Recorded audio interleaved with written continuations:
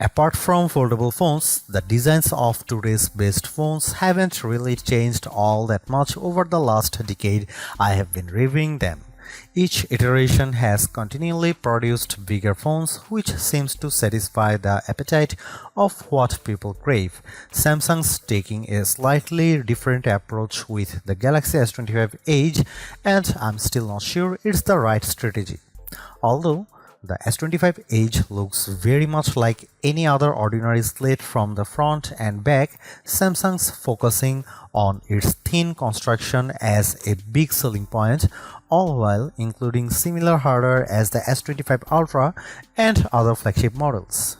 But at the same time, the $1,099 starting cost of the Galaxy S25 Edge, which makes me wonder if the cost is really worth it, especially when the Galaxy S25 Ultra isn't too far off at $1,299. There is also the Galaxy S25 Plus to consider at $999, which offers nearly the same exact hardware. Samsung certainly does make it hard on me to decide if the Galaxy S25 Edge is worth its cost. A phone this sleek is an engineering marvel on its own and surely deserves a premium cost attached to it, but there are trade-offs that I'll go into detail in the other categories. For $1,099, you get a phone with 256GB of storage. Upgrading to 512GB raises the price of $1,219. There are three color options to choose from: titanium silver, titanium jet black, and titanium icy blue. There's a part of me that wishes for a couple of extra choices, especially considering how a phone of this caliber begs to be naked to show off its best asset. Samsung does make an ultra thin case that doesn't add a whole lot of bulk, but it would be nice just to have a couple of extra colors to choose from. The Galaxy S25 Edge is now available globally with up to $630 off in savings with a qualifying trade-in. The first compromise the Galaxy S25 Edge makes to reach its thinner construction is the sacrifice to its camera arsenal. The rest of Xiaomi's flagship line gets a triple camera array at the very least, but the Galaxy S25 Edge gets a dual camera setup instead, which consists of 200MP main shooter paired with a 12MP ultra-wide. The trade-off here is that the Edge lacks a dedicated telephoto camera, which leaves all the zooming to its main camera. Even though the camera and lenses protrude much further out from the rest of the phone, I'm not terribly bothered by that, but there's a fair amount of wobble if you lay the S25 Edge flat and try to type. Samsung doesn't explicitly say it's the same identical 200MP main camera as the Galaxy S25 Ultra, but the Edge is inherently at a disadvantage because all other S25 models are backed by optical zoom cameras. Around the front, there's a 12MP selfie camera with a pinhole cutout for it. Here are some camera samples of the Samsung Galaxy S25 Edge.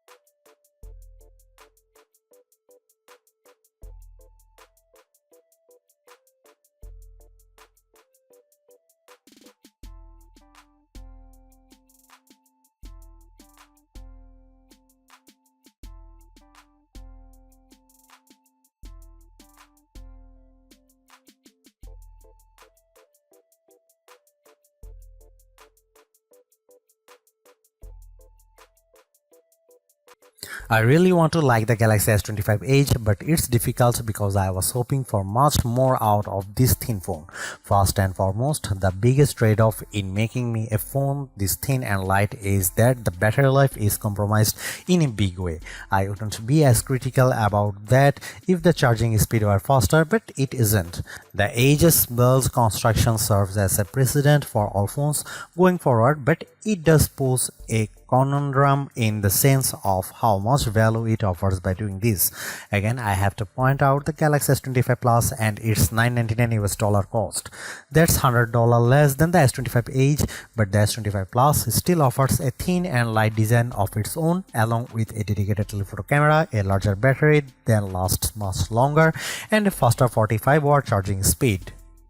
At the same time, I have to include flip-style phones like the Motorola Razr Ultra 2025 into the conversation because it too has a thin design. Sure, it's more expensive at $1,299, but it has double the storage capacity, longer battery life, and a distinct advantage of being a foldable phone. For me, it offers more utility than the Galaxy S25 Edge thanks to its foldable design and outer screen. And finally, there's the Samsung Galaxy S25 Ultra at $200 more than the Galaxy S25 Edge. You will have to deal with a thicker and heavier phone, but I think those concessions are well worth it because of how the Ultra has better zooming capabilities with its camera's outstanding battery life, faster charging, and the extra utility of the S Pen. Plus, it has a larger screen to round it out.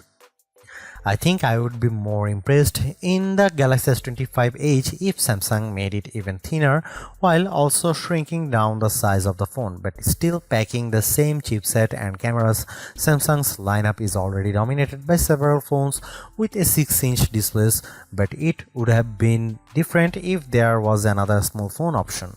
The Galaxy S25 Edge is an okay start to this trend, but its successor is going to need to do a lot more to really differentiate itself from the pack.